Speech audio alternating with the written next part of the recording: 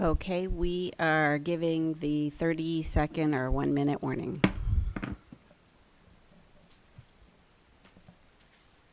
Whichever they need. They probably only need 30 seconds now.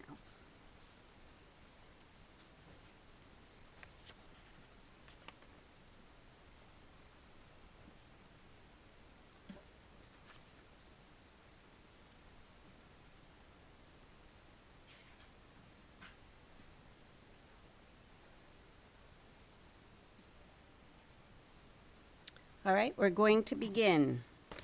Good morning and welcome to the Orange County School Board's work session, which has been scheduled today for the purpose of discussing the charter school application for UCP Transitional Learning Academy West and the EKG for athletes. On Friday, April 16th, 2021 at 5:22 p.m., the district received an email advising the United Cerebral Palsy's governing board met at a duly noticed meeting and voted to withdraw the charter application for UCP Transitional Learning Academy West.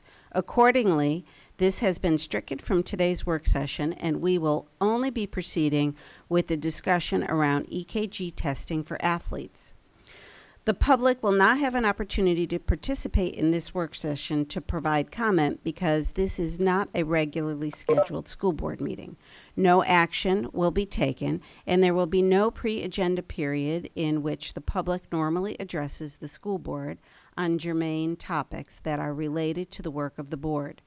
The public will have an opportunity to provide input at a future rule development workshop and subsequent school board meeting.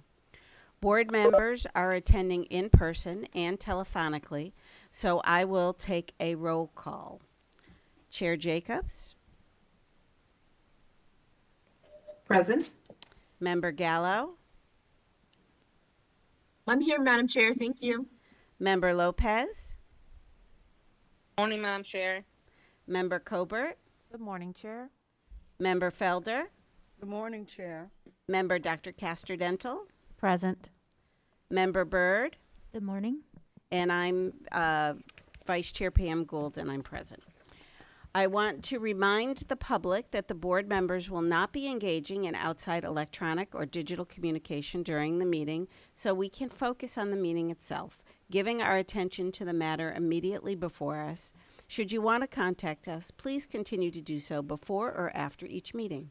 To my fellow board members and district staff, when speaking, please make sure your microphone is turned on and speak directly into our YouTube and TV viewers so that our YouTube and TV viewers can hear you clearly. At this point, I'd like to take a moment for a moment of silence and the Pledge of Allegiance.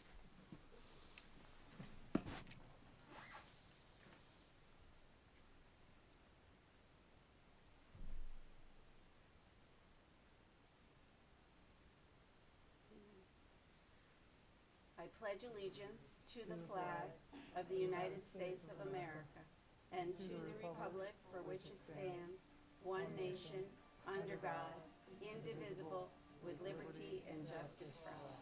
That is the best way to start the day right there. Little phantom. So at this time, I will turn it over to Dr. Jenkins for our EKG for athletes. Let me just say I can't resist saying, "Sing to me." Every time I hear that Phantom of the Opera ringtone, I got to get one of those. That is one of my favorite musicals, so nice added touch. Today we are here to talk about the actual possibility of providing ECGs for our student athletes. EKGs, ECGs, I understand it's the same test, just depends on who's discussing it. But we are in this conversation so that the board can give us some feedback on a potential resolution that we could then bring forward on the next board meeting to actually formalize our plans. I am told by General Counsel, your parliamentarian, that your current policy does not have to actually be amended for such a provision. The board will just need to give us some authority, some approval in an actual board meeting where you can take public comment as well. So today, we want to have a fairly thorough discussion around the topic of providing this for our student athletes. Couple of precursors I'd like to mention before we begin. Dr. Board is going to take us through a presentation, and then we'll have discussion and try to answer your questions. I think a couple of things are critical to remember. Number one, the board clearly indicated the last time this was discussed that it was something you would want to move forward with for the protection of our children. You'll hear in the presentation it's the number one cause of fatalities for young people has to do with the heart in athletics. So the board was very clear that it's an area that they would like to proceed on. The real question that has raised some issues or concerns is around whether or not there's rapid diagnosis and not penalizing those who may not be able to afford the testing or any follow-up procedures. We think we have discussion areas around that as well that will put the board at ease. I want to make very clear to anyone who might be listening, this board was very clear that equity was a concern. We would not I would not bring to you, nor would this board approve any kind of provision that says it's voluntary, because that gives an implication that some children will have the extra protection and others, if they can't afford it, can just opt out and still participate. And so any discussion that you hear, any presentation that you hear is with that equity lens in mind, that we would only be moving forward if we were capable of providing it for all of our student athletes, not just those who can afford to pay the cost. You'll also hear that there's some possibilities that we'll even be able to get free services, free testing, and free services as well around this. So want to hear your discussion, answer any questions you might have, make sure you're at a comfortable level and what your comfort level is before we bring forward a formal resolution. And so with that, I will turn it over to Dr. Border, Chief of High Schools. Good morning, Chair Jacobs, Vice Chair Gould, members of the board, Superintendent Jenkins, Harold Border, Chief of High Schools. Here with you today, we're going to talk about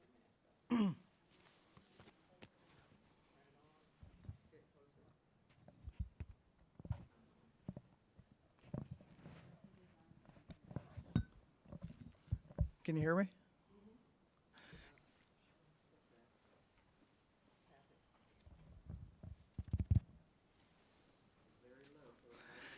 All right, good morning, Chair Jacobs, Vice Chair Gould, members of the board, Superintendent Jenkins, Harold Border, Chief of High Schools. Thanks for having us this morning. We're here to talk about electrocardiograms and screening for athletics. Senior Administrator for Athletics and Activities, Doug Patterson, is going to take you through a presentation. I will come back for some comments before turning it back to the superintendent. Also joining us during our conversation will be Dr. Dedlani, who is the Chief of Cardiology for Nemours, who will be able to assist with medical questions during the discussion. So thank you. It's Doug Patterson.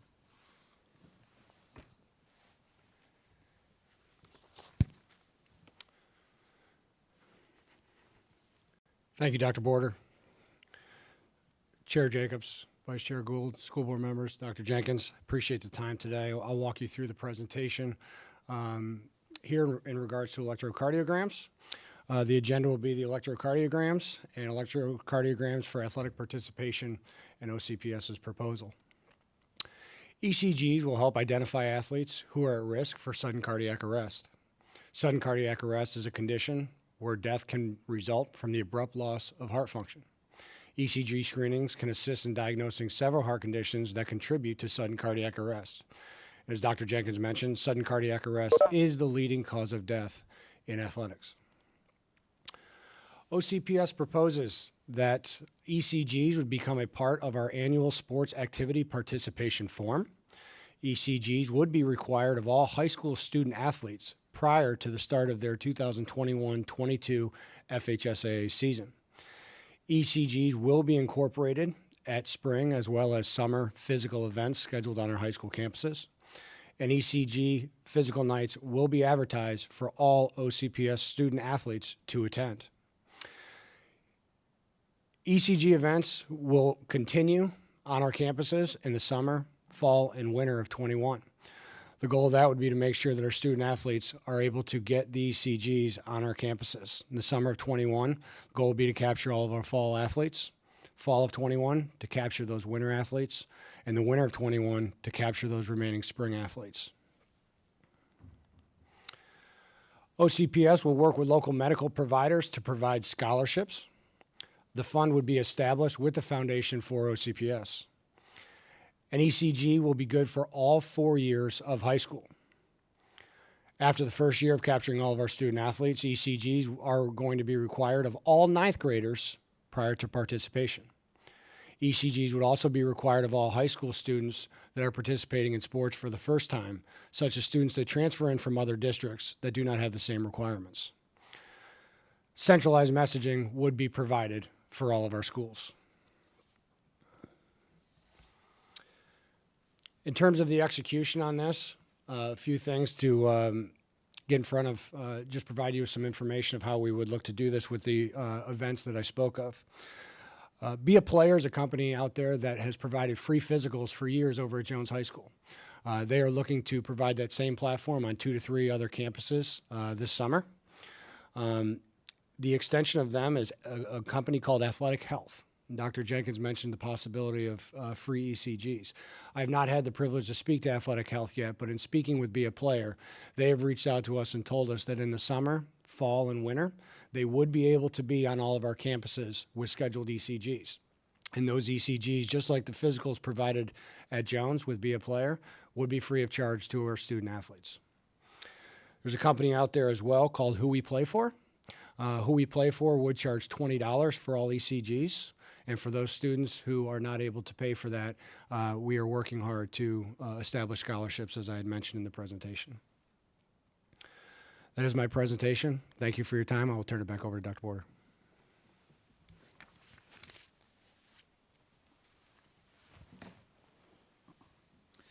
Thanks, Doug. A couple other items I wanted to note is that so far we have secured through Be a Player, $60,000 they've indicated, $50,000 from Advent Health, as well as $10,000 from another grant. Dr. Delani from Nemours is meeting with his board and having conversation and is confident that additional funds will come as well.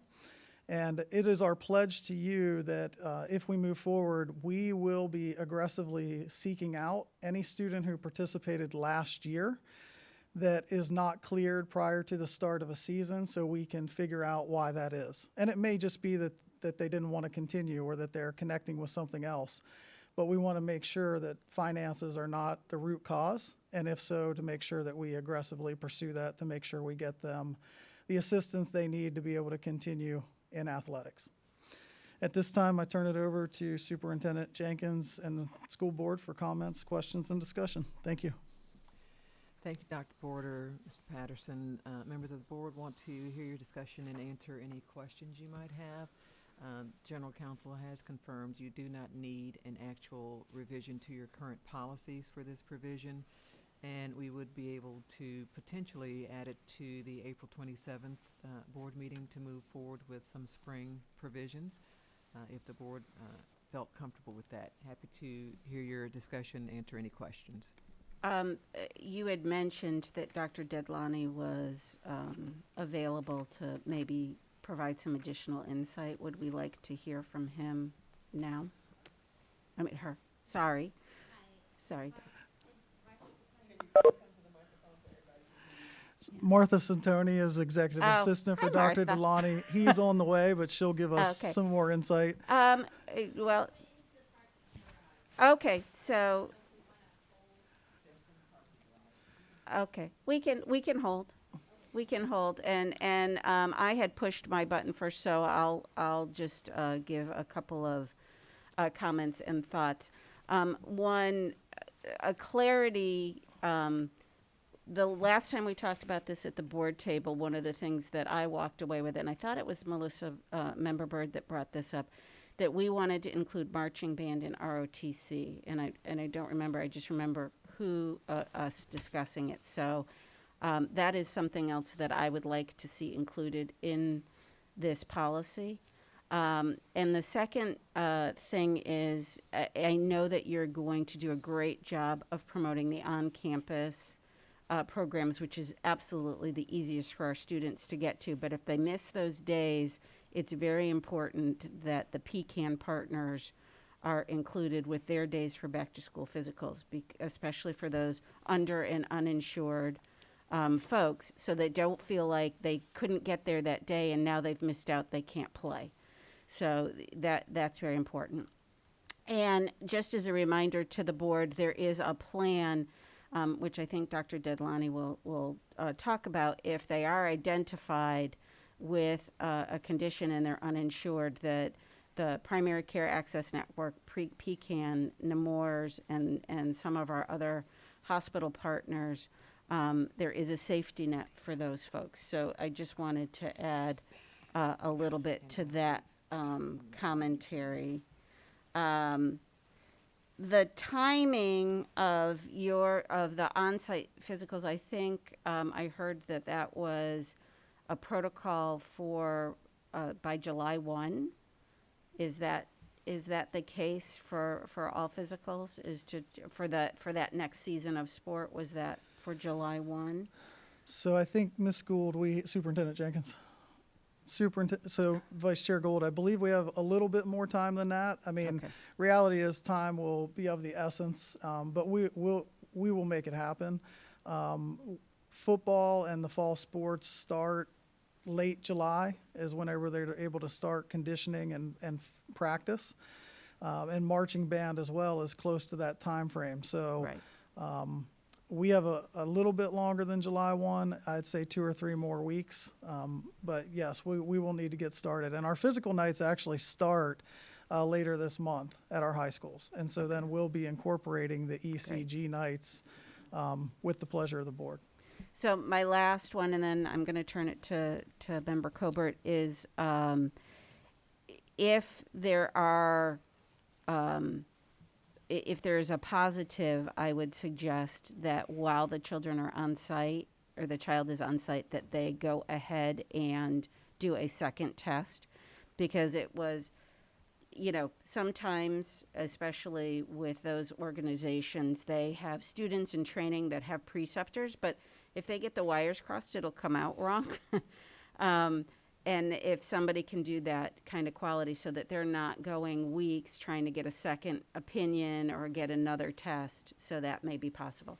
Member Colbert, are you okay if we let Dr. Dedlani go ahead and share his thoughts with us? While he's coming, I do want Dr. Border, I know there's been some, at least 2 have mentioned marching band, and then there was a mention of JROTC. I want to caution the board on the sheer numbers.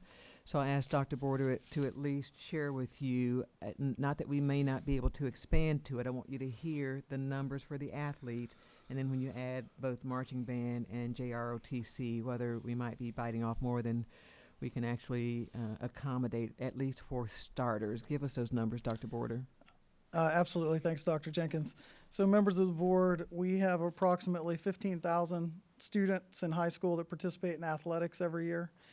Band numbers self-reported yesterday were 3,262 marching band members. And JROTC self-reported numbers yesterday were 3,600. So roughly 22,000 students participate in the 3. Again, if we're able to have the capacity with the organizations to give free ECGs, then that may be a moot point as far as the cost. If not, the $20 that we're looking at, we do know we would have capacity for that. And if we go by half of those students needing that, we were ballparking that to be around $150,000 for athletes, which we feel like we were on target for having that ready to go. If it's JROTC and band, we think we're going to need to get closer to $300,000. But I'm sure we'll be able to pursue that if that's the case. And Dr. Delani is here, the chair of cardiology for Nemours, and a great partner with us on World Heart Day and many other things. And so not to steal his thunder a little bit, but we've been talking about this quite a bit, and he's very familiar with Brevard County. And I did want to share that 3% of their student athletes had a irregular test.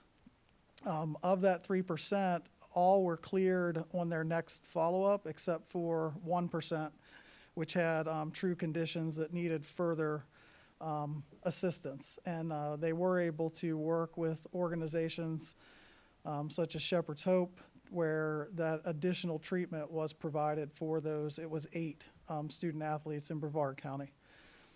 Thank you, Dr. Borda. And I want to be clear, it's not a matter of the actual cost, because I think we could raise those dollars with the foundation and others helping us. It's a matter of capacity. Can you add another 6,800 students and get them all screened before school starts and activities start for the fall? So that's just something for us to have further consideration. Dr. Delani? Welcome, Dr. Delani. It's good to see you.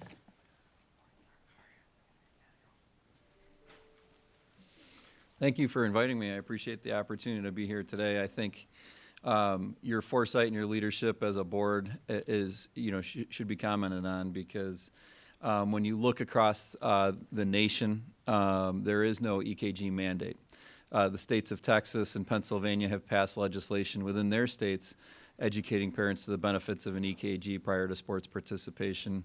In 2019, Brevard County was the first county in America to require EKG screening prior to sports participation. Osceola County followed about 3 months later, and have successfully implemented EKG screening programs prior to sports participation. Obviously, I know there is anxiety the first time we load a program to this magnitude as the 8th largest school district in the country. Orange County has a large population to handle, whether we're talking about athletes, band, ROTC, all of them, or all comers with that. So the logistical issues with that obviously need to be addressed. I think within Orange County, if you set up multiple screening sites in the summer at each school, plus have follow-up screening sites at the schools throughout the year, and have opportunity for underprivileged students as well to receive care, as well as we've talked about with Shepherd's Hope and other entities. I think you would be able to handle that volume over time with it. The two counties that we have successfully loaded in Brevard and Osceola, I think if you talk to both of their school boards and superintendents, it's actually run very well.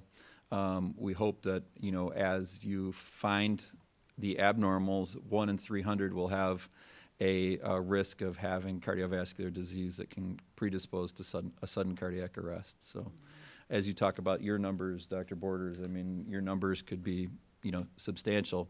As you look at the number of sudden cardiac arrests that happen, even within the state, Tampa had a 14-year-old, pass last year and, prior to COVID, and it's in every school district across, across the state. I know Orange County has had their sudden cardiac arrests as well. So if we could save one life, it was all worth it. But the reality is you're going to save multiple lives, and you're going to save multiple lives potentially every year by doing it. So, Thank you, Dr. Didlani. That's very helpful. At this point, we'll move on to board member comments and Superintendent. Sorry. Madam Chair, if you don't mind, while Dr. Delani's at the microphone, if there are any questions for him, I'd love to keep him here, and then we won't have to continue to hold him if there are no other questions. Dr. Castrodental. Thank you, Madam Chair, and welcome to our early morning board meeting. I have a question about the capacity of pediatricians. If we require the EKGs and they're going to their regular primary care doctor for their physical with the EKG, are pediatricians prepared? Do they have that capacity to do that as well? some are, some aren't. So that's why I think having the mass EKG screenings will also be very beneficial. So some pediatric groups in the county have EKG machines and do them regularly already. Others don't. So I would encourage, the school district as a whole to, utilize the mass screenings, because I think that from a cost perspective is the lowest cost option for a family. Two, it's coordinated with the school district. And then three, if any family wishes to have their pediatrician do it, then they're still welcome to do that. No one's restricting you from not doing it, but you're giving capacity, at the local school level, where they participate in sports, and you set those screenings up effectively with it. I think the way that it's been done in Brevard and Osceola have accounted for those with and without insurance, so that if a family was flagged as abnormal and needed follow-up, if they have insurance, they're welcome to go to any one that they wish to. If they don't have insurance, the Who We Play For group has put in mechanisms to ensure that they have follow-up mechanisms. So we've partnered with Shepherd's Hope and done multiple days there to be able to accommodate the abnormals that needed further follow-up, so that all comers were accommodated for with that. So Follow-up, Madam Chair? I heard Dr. Border, or may have been Mr. Patterson, mention that the EKGs would be good for 4 years. Is that right? So is this something that we would do annually, or once they've had it, if they're a freshman, then they don't have to get one again through their? that would be your choice as a school district, how you wish to implement, the process. So a screening EKG does rule out, again, many forms of cardiovascular disease. There are some that can progress over time. So obviously, doing one is fantastic. If you were to do freshman and senior, that's even better. But again, obviously, to pick a starting point, one is a fantastic starting point. With that. Brevard does, Osceola does one all 4 years, and then Brevard's doing one each year. So Every year. one, as you enter middle or high school, you have to have one to enter middle and high school with it. So in Brevard, so Brevard did middle and high school with theirs. So Thank you. Any other board members, including those telephonically, that would like to ask some questions of Dr. Diglani? Oh, Member Felder? Madam Thank you Chair? for coming. Chair, hang on. Member Felder is going to ask some questions, and then I'll come to you. Thank you. Thank you.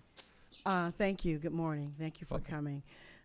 I was happy to know that the district was going to offer this service to our athletes. I remember the first year Dr. Phillips High School opened, I taught there, and we had a football player. He was just out. I guess he was jogging or whatever. He had a heart attack. He died. Anthony Solomon. So I'm so glad, and I this is probably a little bit off, but and I watch TV a lot and movies, but I wish we could do something with this head thing. The athletes that would the happen. concussions. Concussions? Yeah, I wish we could start, because even though we have very strict rules in high school athletics about all of that, sometimes kids don't do it, and of course the team gets flagged or whatever. But I guess this is the first start with the heart thing, and I'm happy to know that even if the children or the parents are not insured, that we will still offer that service. I'm kind of like some of the other board members. I wish it could be done every year, because people's health change. But if we could just start with just one, that's a start. So I'm grateful for that. So I just wanted to let you know that I'm grateful that we're going to do that for the children in this district, because in the state of Florida, football is like a religion. I mean, everybody loves athletics here. So I appreciate that, and I'm hoping that we can grow and do it maybe more than one time, and at some point maybe include band. I was in band. It is strenuous. And I wasn't in ROTC, but I know it can be strenuous. So I'm grateful for that. I just wanted to say that, and thank you. No, I think as a group, you will save multiple lives by, taking the foresight of the leadership that your decision that you're embarking on, and I think you should all be complimented, for that. So, unfortunately, we'll never have an exact number of how many lives you saved, but I think as a board, you can all sleep well at night knowing you've saved multiple lives by, the votes that you're going to take on these decisions. So. Thank you, Member Felder. Chair Jacobs? Thank you, Chair. I'm sorry for the interruption. I wasn't sure if you were calling on board members. Let me just put two questions out, and let me clarify that these questions are coming from people that have emailed me, and not my own personal thoughts, but I do think it's worth understanding. I'm sure the board members have gotten similar emails. One of them has to do with the type of people, the qualifications of people that are screening, and the question of whether or not when you're screening for youth versus adults, whether there's a different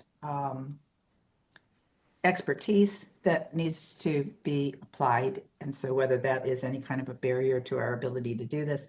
And the second issue I'll just put out at the same time, I don't know that we would have this, but what would happen if we had parents that for, I don't know, religious or other reasons, were opposed to having their child screened? Would there be any opt-out provision available for parents that wanted their children to play but had reasons for not wanting them screened? Sure. I think I can handle the first question. The second question, I'll give comment, but defer back to the board on. But on the first question, in terms of comparing a pediatric EKG to an adult EKG, there are international criteria for sports pre-participation physical EKGs. We follow a modified version of that for what has been read in the Brevard and Osceola counties. We presented that this year at the American Academy of Pediatrics, October of 2020. I'm happy to provide you the abstract and manuscript that's forthcoming from that with all of those criteria. We have reading doctors on from the various healthcare systems across, with who we play for. So it's not any one entity group. So that, and I think when you look at national averages of that, keeping your national average of abnormals, if you read on the international criteria, any program should be less than 4% for large mass screenings. And I think we've shown that Brevard and Osceola were both less than that. So, thank you. Follow up, Madam Chair? The second question, I believe, I can't answer that one for you. I think We'll as go a board, to our attorney. Yeah. that's for you guys to decide. Attorney Amy Enville's going to answer your second question, and I'll come back to you, Chair. Madam Chair, thank you, Vice Chair. With respect to athletics, of course, that is a choice. It's not like education is an actual right. Athletics is a choice. So we do have them, they fill out the forms. So they in can order to opt out? participate. I'm not clear on that answer. We So don't have them opt out. Okay, so they cannot opt out. Okay. Chair?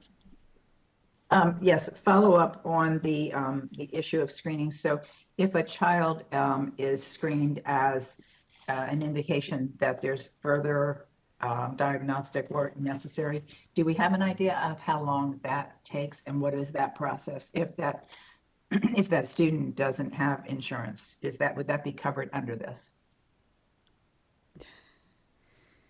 How Dr. long? Deadlani, I'm going to ask you to answer that question on how the system works for uninsured. Well, I think the first question you want to answer is the abnormal. So child gets flagged with abnormal, and I defer this to Amy for further clarification. If child is flagged as abnormal, does the district want to have a hard policy that just says all abnormals need to get follow-up prior to coming into sports? Or are we going to grade them as either kind of a borderline or a strict abnormal that we're going to opt them out? So different districts have done different options with this. So you can take a policy of all abnormals are abnormal and can't play until you get seen and followed up. From a medical legal standpoint, you're clean, there's no gray zone there with that.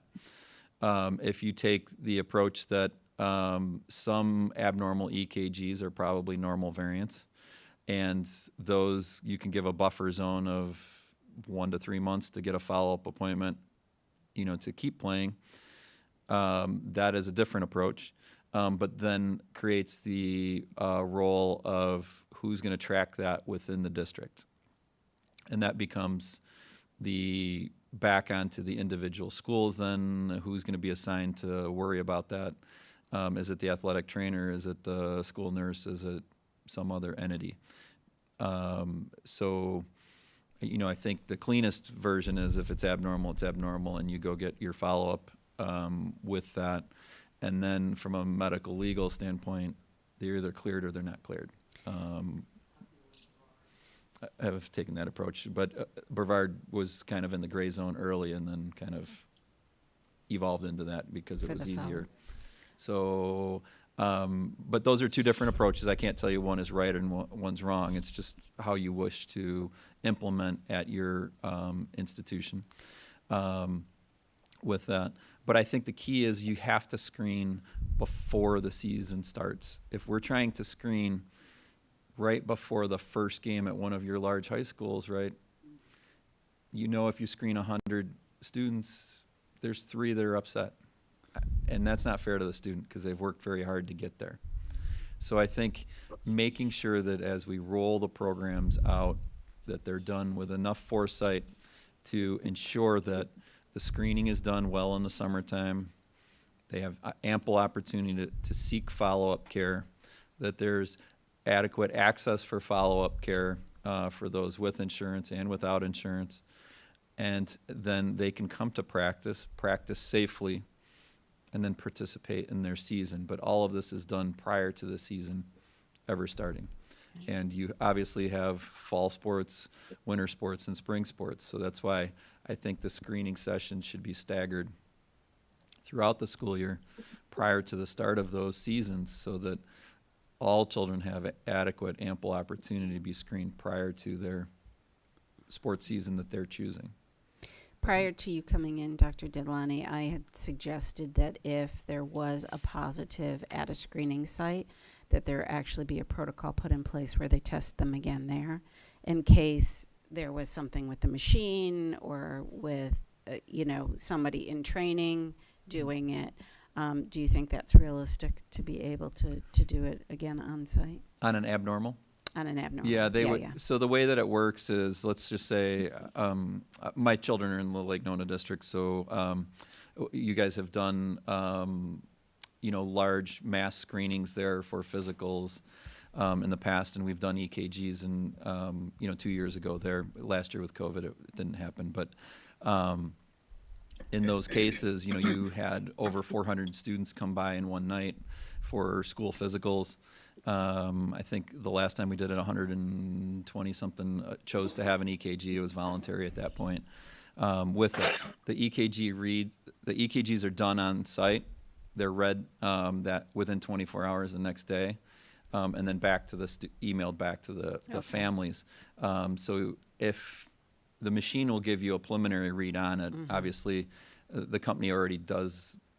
If there's any question on it, they'll repeat it there. But the ones that are abnormal for an extra bead or something like that, they're abnormal, and you're going to need a follow-up, with those. So, but if it's identified, there is a way to put into the protocol, maybe doing a second one in case it was if there was a error. lead malfunction or something like that, they already take care of that part for you. Great, thank you.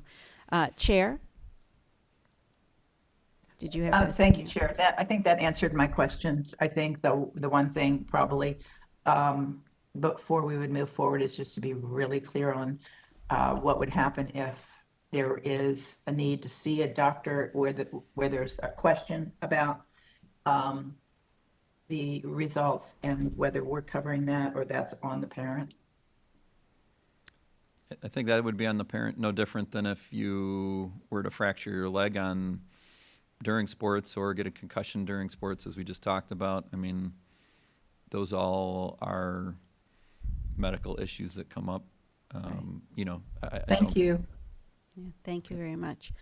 General Counsel, was that on this? I saw you chime. Yes, if I could clarify, under section 100620, there is a exception for religious tenants. And we do, in certain circumstances, when a parent lets us know that they have some objection to the physical, we have a process by which we get them through that process. So I would imagine this EKG would follow the same process. They usually sign a release. Member Coburn? My questions are for Mr. Patterson or Dr. Border. Thank you, Dr. Diddlani.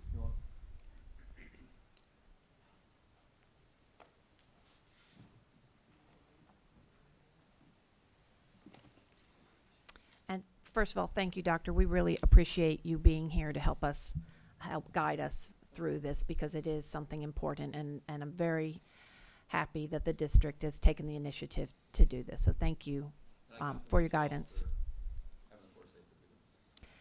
So when we talked about the numbers, the 15,000 athletes, 3,200 band students, 3,600 junior ROTC students, and the fact that they'll only need to do one, that'll last all 4 years, those are the total number of students participating, not just the incoming freshmen. Is that correct? Dr. Jenkins? Yeah, those are our participation numbers. That would include students that are trying out, necessarily making our teams, but they would obviously need to have this prior to those tryouts. But those are our current participation numbers, correct? So we would have a large number this first year, but in subsequent years, that number is going to decrease dramatically, correct? That's correct. With the first year would be obviously everybody, and then it would simply go to the incoming ninth graders if we did once for 4 years of high school, as well as any students that transferred in from another district outside of Osceola or Brevard that didn't have this in place. So because of that decrease in numbers after the first year is going to be a large undertaking. But because those numbers will drop and we'll only be doing freshmen or anyone who transfers in or someone new, that to me is the reason to include band and ROTC. I had 2 band students, and those students undergo rigorous conditioning, running the track in 100-degree weather, and I've watched them collapse out there for whether it's heat stroke or an underlying health condition. When I drive home in the afternoon, I see the ROTC students running around Wadeview Park already currently. My 2 sons will tell you, band is a sport, Mom, because of the rigorous nature of what they do and the heat in Florida. So although it is a large undertaking, I would like to see that happen, because after this year, I think the numbers would be more manageable. Second, for those who do have private insurance and have their children undergo physicals every year, I did for my students or my children until they went to college. They had a physical every year. So you could request that an EKG or ECG be done by your regular physician. Will there be a form that parents could have that physician sign so that, they could show that that has been taken care of, that they passed that test if they choose to use that private insurance?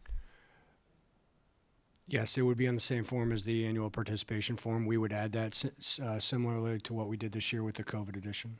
Great. So the private doctor could do that as well. And then the final thing will just be the importance of really educating parents, so that if you are a parent who has a physical every summer for your child, add that on. Make sure you have that so that the doctor can sign the form. I think educating the parents about this requirement in the first year, that's going to be a learning curve. But after that, they'll know. So I think those are all my comments, Chair. Thank you. Thank you, Member Colbert. Member Byrd? Thank you. I just have a couple of questions. How are we planning on differentiating between the kids who can afford it and the kids that cannot afford it? I know that as kids get older, especially in high school, many of them, and I know that happens with lunches, many of them don't want to admit that they can't afford something like that done. So how exactly are we going to, what's our plan for that situation? The plan would be the same way that we do our athletic physicals, and when the kids reach out to the coach, the athletic trainer, the athletic director, whoever it is, and need the help, the school's able to provide that. Okay. Also, and I don't know if maybe this is a question for the doctor, but do most health insurance cover the cost of an EKG if it's not, like, if there's not a physical situation that warrants it? Like, would that be covered by private insurance? Is it on? Okay. So if they have a clinical symptom, obviously it'll be covered by their insurance. If you're doing a EKG as a walk-in with a script to a hospital or other medical entity, it will be significantly more than the $20. So again, doing the mass screenings, I think, is the most cost-effective approach for any large school district, because you're substantially providing them a service at, pennies on the dollar for, a procedure that's done elsewhere.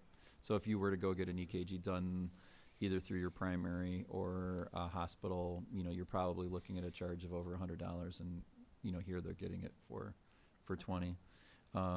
In terms of dealing with the ones who can't afford it, I think, as a school district, their resources are being accumulated throughout the community to handle, that volume of students. I know we've had discussions with Dr. Borders on what that number would look like and things like that. So. Thank you. And the $20 ones that we talked about, and I'm sure you said this, but just refresh me, you have that planned to be provided at every high school? Was that the $20 ones, or was that something else? And the free ones. That's correct. We're working with both to be at our upcoming spring athletic physical nights, and then, as we said in the presentation, Dr. Delani echoed the other mass screenings that we would do on our campuses. Okay. My other question is, and this is probably another question for the doctor, sorry. When a child gets an abnormal result, typically, I'm assuming to get in with like a pediatric cardiologist could be time consuming. I just had an experience with this, actually, personal experience with this, and it took a few months to get an appointment in with a pediatric cardiologist. So I'm a little concerned with our time frame as far as like football season or our fall sports. Though I do think this is extremely important, I'm just a little concerned with these abnormal results about the time frame getting in with a doctor. What are your thoughts on that? Sure. Those are all legitimate concerns that any parent would have. I think in knowing that Orange County is loading this program, the 3 major pediatric hospital systems will do their best to accommodate that. We've also worked with Vice Chair Gould for the Shepherd's Hope access to ensure that there's extra access there over the summer. With this, I know that there are extra screening sites being set up throughout the county upon adoption of this policy. So I think the community entities that care for pediatric patients are taking all the necessary steps to accommodate that as quickly as possible. Will they be next day appointments?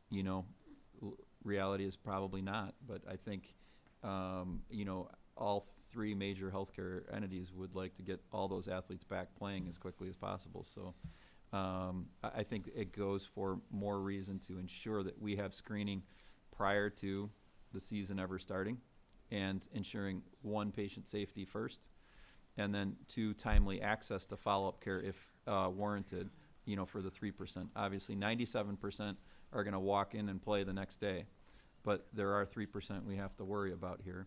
And I think as a community and a county, we're taking the necessary steps to get there. Obviously, the first year will be the largest challenge. The subsequent years will decrease by 75%, obviously, because then you're only doing freshmen. So this summer will be the largest challenge that the district will face in terms of turning this around. But I think all subsequent years will continue to get progressively easier with that. But I think if you're really concerned about patient safety and preventing a cardiac sudden arrest on your school grounds and during athletic or band participation, this is the best way to do that.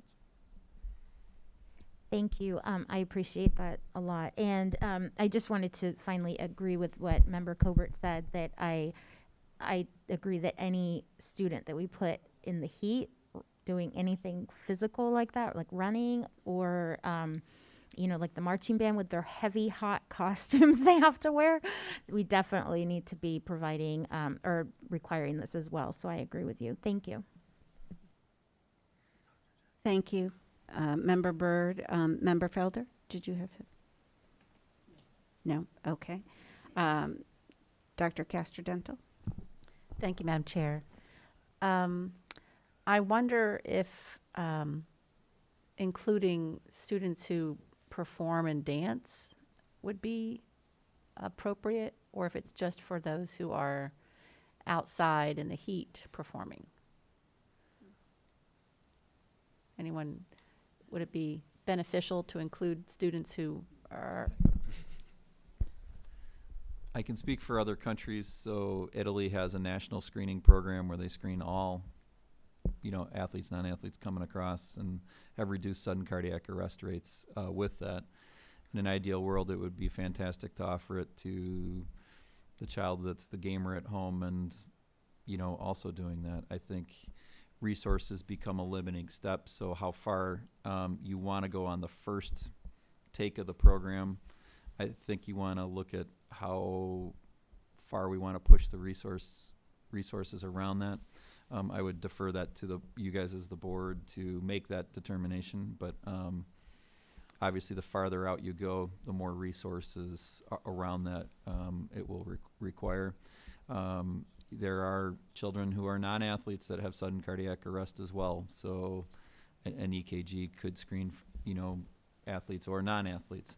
But how far your highest risk group will always be the athletes, because the intense athletic participation increases adrenaline, and if you happen to have a underlying cardiovascular issue that can predispose to sudden cardiac arrest, that can put you into an abnormal heart rhythm.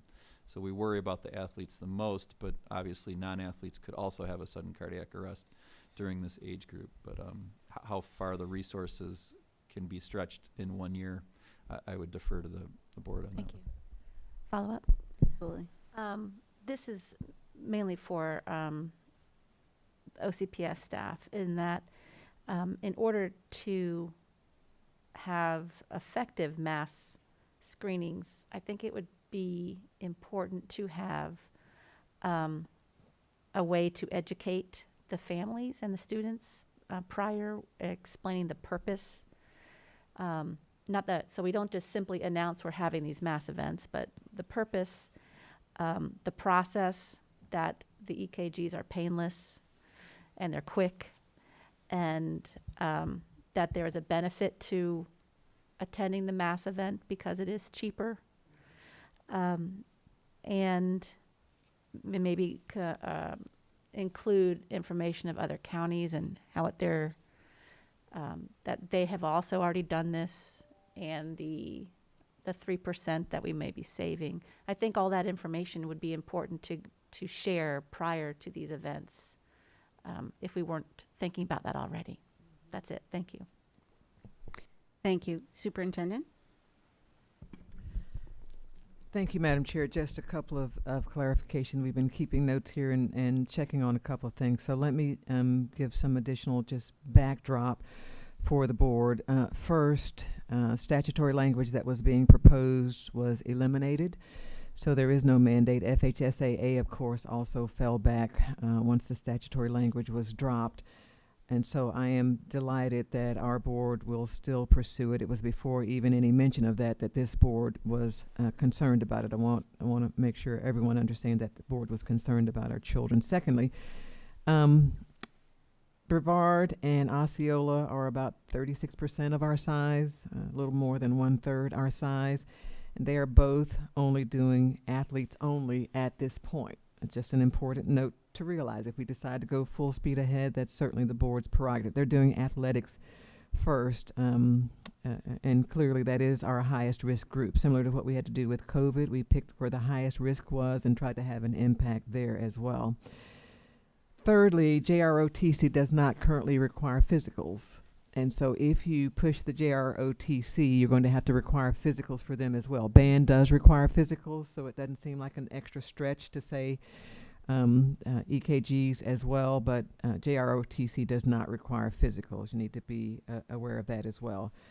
Number 4, we've only had 2 religious exemptions according to council in the last 11 years. I mean, someone said, I want my child to play sports, but I have a religious reason that I won't do a physical. There have been 2 in the last 11 years, so I don't want you to think there'll be numbers of folks, curiously enough, that would ask for religious exemptions. That is what the statute provides for, because athletics is voluntary. If you participate, you have to meet our criteria without the religious exemption. Want to be careful of our first year resources and how far we can stretch them. I think we have capacity. If the board says do ROTC and band as well on this first year, when you have to do all 4 years of high school students, it may be a stretch on your capacity, but if the board wants to do that, I think we have to go full speed ahead and try to get those resources. Not the money so much as it is the capacity to get them all done, especially this first go round for the start of the school year. But we are certainly willing to push the needle and try to go for that. I wanted you to hear the comparisons of the 2 districts who have successfully done athletics. Thank you, Madam Chair.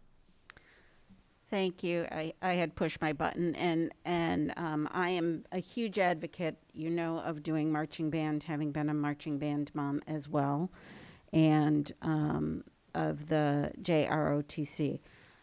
I would be in favor of scaling it and doing this first year and getting our systems down with the athletes and recommending it in some way for band parents to try to include it on their own, and then next year making it part of the programmatic piece if my fellow board members thought that might be a way, just because of the numbers. I was going to say, your second year, you'd only have 25, you would decrease by 75% your athletes, and so Right. that might be a reasonable time to move additional groups in. That's And- an important point from the doctor. And I would absolutely be in favor of encouraging all parents to ask for EKGs for their children. We may not be able to handle them all, but we can certainly encourage that, just like we encourage everyone to participate in CPR and try to teach it across our schools at a certain grade level. Further, and I would like the feedback from the board on this, in future years, I'd like to revisit this and look at the middle school, because the sooner we can identify an anomaly for a child, the better long-term health they will have. So we can't do it all at one time. I understand that. Because of our sheer size and our community's resources and getting those kinks kind of worked out that first year of doing such a mass thing. But the more we can communicate the importance of this to all parents and then fold in the kids at the highest risk, it would be my recommendation. Member Colbert? I concur with you, Member Gould, that if we need to do this by way of scaling, do our athletes this year, and then when we have the numbers drop, add in band and then ROTC if we saw fit. I agree also that you could make it optional for band the first year, but educate those parents why we're doing this and that the following year it will be required. That would allow us to scale. I think that's a great idea. Chair Jacobs? Thank you, Chair. The one other question, and I want to again preface this, I am very supportive of this. And I even hate raising this question, but I do want to ask, and this is probably to the superintendent, whether we anticipate any reluctance by parents if we initiate this summer due to COVID. Do we anticipate there being greater reservations about bringing their students together for testing? Part of me says that shouldn't be a problem because the kids would be together to play football, but it is one of the questions that was brought to my attention and via email that I think needs to be spoken to. Madam Chair. Yes, go ahead, Superintendent. My apologies. My computer went down. I'm trying to get it back up. All right. Yeah, that's an excellent question, Chair Jacobs. Two things. Number one, the requirement for the physicals would still be in place. I imagine if someone was concerned about coming for the mass screenings, they'd also probably have a concern about the mass physicals, so then their alternative would be to go to their own private physician. But if they are going to participate, we would still insist on both the physical, and now it would be the EKG as well. I think the notion of coming together in a mass is a relative concern, because if they're going to participate, say, in football, they're going to be coming together in large groups as well. I wonder if, and I didn't mention this to Dr. Border or Dr. Patterson, now that you brought it up, I wonder if we're going to try to do the pods again as they're doing their training and preparation even for football season like we did last year with COVID issues. And if that's the case, it's a wonderful thought. If that's the case, then we need to be able to at least limit how many are in line or waiting at a time for their EKGs and their physicals as well. Mr. Patterson? Yes, Dr. Jenkins, I can speak to that. With our physical nights, we took extra precaution this year for these upcoming physicals, where we are following guidelines with safety and emergency management. So they are going to look different this year, as would those mass EKGs in the summer. To speak to the preparation, we are getting ready for a proposal to Dr. Border, myself, and Scott Evans in regards to the summer, and we certainly are maintaining the pods as we prepare for heading into fall sports. That's a great, it was a great question, though, because that needs to be part of our communication and marketing of the why and the how we're going to do it to keep children safe. Thank you, Chair. Dr. Didlani. I think on the marketing side as well, COVID has also taught us that COVID infections also cause cardiac inflammation, a condition called myocarditis. That's why the Big Ten shut down for their, most of the fall season last year. Was they had 15 athletes that developed myocarditis or inflammation of the heart muscle. Again, they're athletes, working out. So I think in addition to cardiovascular screening for conditions that can cause sudden cardiac arrest, myocarditis is one of those. COVID has enhanced that number with that. So implementing EKG screening during COVID, the age of COVID now, becomes even more important with that. And I think your marketing team could do that. I know the nonprofit who we play for has already data to be able to distribute to families, so I'm sure could partner with you and your marketing team to, give you all the information needed to educate parents from the other two school districts that have already done this. So. Thank you, Dr. Didlani. Very helpful. Member Castro-Dental. Thank you, Madam Chair. I wonder if we could include vaccinations on these physical nights. Be partnering with the health department on that. Yes, Superintendent. So that's another great idea. Let me talk to Dr. Pino. We've got some go-ahead. We've got some green light for being able to use some of our schools to try to get more of our students vaccinated. That information is coming down the pike, so I'll ask. I like that idea as well. Thanks. That's a great idea. The less they have to travel, especially when they don't have the means to travel, the better. So that's great. I don't have any other board members on my speaker list. I'll give one last shout out in case there is someone else with comment. Superintendent, do you have what you need to move forward? We have what we need. We will bring your resolution on the 27th. Okay. With that, do we need to announce our executive session? No? Okay. With that. It's a closed session for collective bargaining, so you don't have to announce it. Okay. Although I just did. Yeah. With that, this meeting is adjourned.